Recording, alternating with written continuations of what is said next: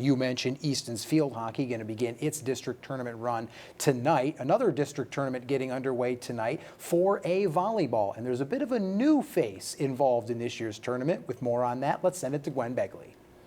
That's right, Dan. When was the last time you saw Northampton volleyball in a playoff bracket? Well, the answer is you haven't. They've never made the EPC tournament. They've never made the district tournament. That is until now, and that's all thanks to a great group of girls and a coach who believes in them.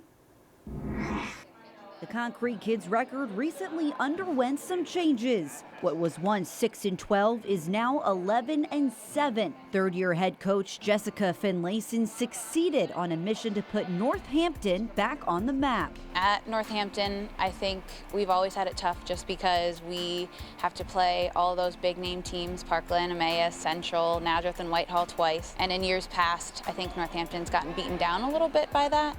And so when I first came in, it was difficult just because they had that mentality of like those teams are better than us normally. And to change that mentality is something that is not always the most easy thing to do. It's taken a little bit, but now that it's my third year, I think it's finally getting engraved in their heads that, hey, we can be that good and we can beat these big teams, and there's no reason people should doubt how they are as players. Well, there was no doubt when Northampton beat five-time defending district champion Parkland in 5 sets, a win that contributed to the team's first winning season. Last year we took them to 5 as well, and we lost the 5th set. So this year I said, girls, like, it's now or never.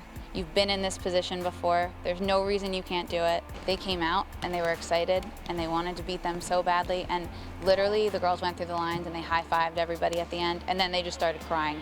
They were so excited. It's so important, and I think that was a huge win in the beginning of the season, just so they knew that they could do it.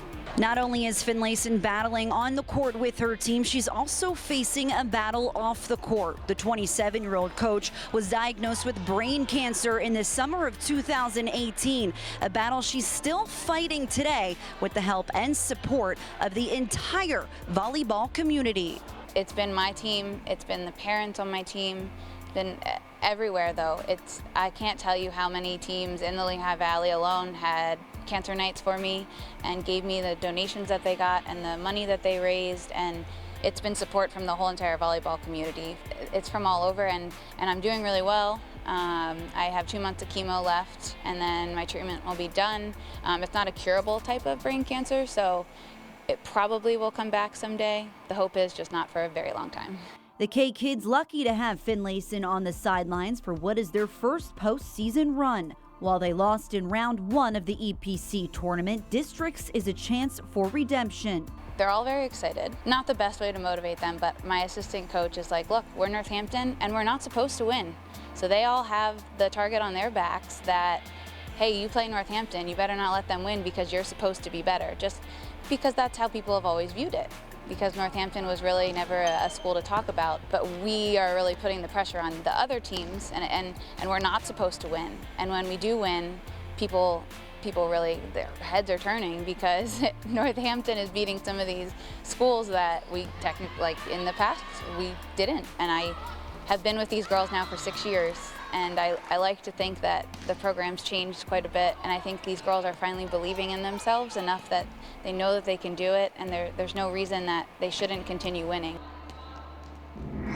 So that win over Parkland, by the way, was the first time Parkland lost at home since 2009. So a big deal for that Northampton program, who's continuing to fight in districts. And of course, Jessica continuing to fight that battle against cancer. We are all cheering for you. Yeah, that's obviously so much great success over at Northampton, to be sure, but arguably the bigger success, the progress that Coach Finlayson has made with brain cancer. Northampton, as Gwen mentioned, gets its district run started tonight in the 4A volleyball tournament. Let's take a look at how that bracket shapes up. The 7-10 showdown between the K-Kids and Pocono Mountain West at the bottom of your screen. The winner of that game will take on second-seeded Delaware Valley on Thursday. The other play-in game at the top of the bracket between 8-seeded Nazareth and 9th-seeded Stroudsburg. The winner gets top seed Liberty. Of course, the Parkland Trojans, the defending EPC champs, they go in as the number 5 seed. They'll battle Freedom. Those teams didn't meet during the course of the regular season, while 3rd-seeded Emmaus gets 6th-seeded Pleasant Valley. The Green Hornets able to top PV 3-0 back in late September. Those quarterfinal showdowns are set for Thursday. The semifinals and championship of the 4A Volleyball District Tournament will come your way next week. And I think it's really neat to see the parity between EPCs and obviously the district bracket. It's very similar in that 4A class. So again, we don't really have any idea who's going to win that tournament as well, but that's what makes it exciting, right? So now we're going to step aside for